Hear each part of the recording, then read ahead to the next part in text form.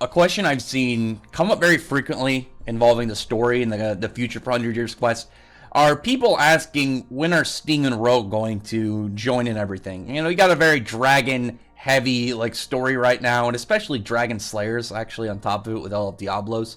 But the whole setup with the main cast, you still have Natsu and Wendy, but then Wendy has her enchants. I mean, I don't really count somebody just buffed temporarily with Dragon Slayer magic counts as Dragon Slayer, but we have Laxus now, like at least nearby, so Laxus might be able to continue in the everything going on. No idea where Cobra is. Cobra is obviously doing his own thing, but Sting and Rogue, I feel like have the most focus with Laxus.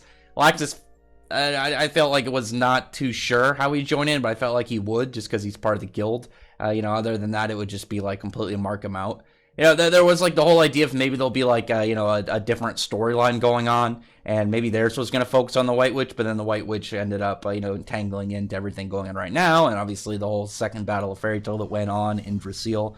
But with Sting and Rogue, the question is how exactly would they end up showing up to this arc, to end the story rather. I mean, they're a whole continent away. How would they know to go there? And what would they end up like what would their reasoning being of, yeah, we decided to go to this other continent with the suspicion that maybe you were there, but now with everything going on, it's a high possibility.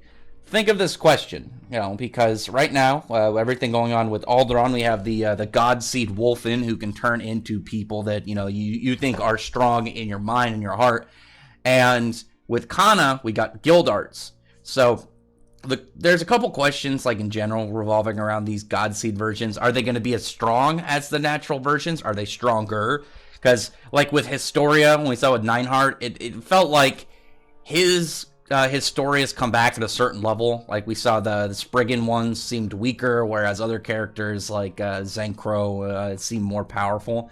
But with that, we need the question of, for them fighting this Gildarts plant right now, is he going to be as strong? But here's the thing, assuming that they are just going to be the same strength as they are normally, instead of these characters having to take down Gildarts, what if Gildarts ended up showing up? Because it would be really weird to not include Gildarts and everything right now, and with Kana being potentially relevant with right now, I think she's going to be like a normal character that's going to be going around, possibly a key player in the stuff with Selene, because Fairy Glitter, the way that how it works, it's exactly how Moondragon magic seems to work. Well, Moondragon powers, Moondragon Slayer would be magic. Dragons have their own thing, but if Gildarts end up showing up and we have like a Gildarts mirror match, then just imagine how cool that would be. But in the idea of, like, as I started out this with Sting and Rogue, if Gildarts showed back up to the guild and somehow knew that the fairy, like, he just heard word, yeah, the members of your guild were going this way on this boat, and he's like, oh, he's able to figure it out, and then he takes Sting and Rogue with him, and then Sting and Rogue are able to show up and then take part in 100 Years Quest. I think it would actually be a really logical way to end up introducing them into the story, because it would be cool just to see them all fight against Alderaan, and I still don't think they're going to take Alderaan down. You could add all of Sabretooth and Gildarts into this. I still don't think they're going to be able to take down Alderaan at all. I mean, his weird God Seeds are already like a really OP ability, and then as we saw, like Natsu's Demolition Fist, his Fire Drinking Demolition Fist that one shot one of the Yakuma gods of battle. He took it out in one shot, and it did 1/100th millionth of damage to Alderaan. Pretty crazy. So in regards to that, I can really just see, like, a logical reason to bring them into the fray, and I think people would be pretty happy to see it. I don't think there's any point where Gildarts shows up that people are like, Gildarts.